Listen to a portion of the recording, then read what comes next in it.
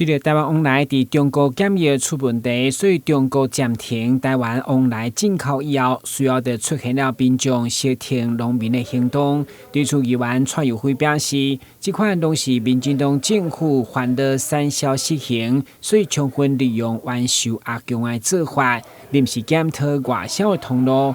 议员强调，虽然咱是勇敢的台湾人，也有志气，不过敢讲每一档拢要拜托民政系统透过诚信人士来买，敢是正确方式。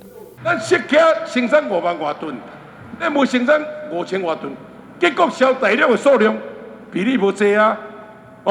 适客更较严重更较济，咱无也无偌济，发甲袂输，叫我扣咱台湾人扣了足过分。唔过比例无偌济咧，我唔是臭大啦敢若叫一间进口公司来买，去超过这钱啊，较有需要去靠压强的呢？咱台湾人无志气吗？一定要靠压强的吗？咱个讲刺激其实装备唔遮少。其他你要讲，你讲我无来。那么蔡议员你讲的真对，但是因为咱台湾真侪，咱台湾是东方果实园的疫区，所以咱销的通路并无介济。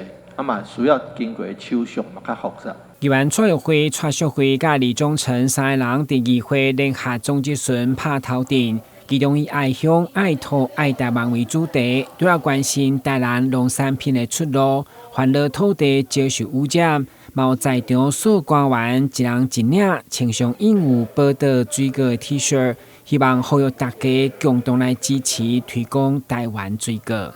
支持台湾水果。支持台湾水果。台新闻管制林根采访报道。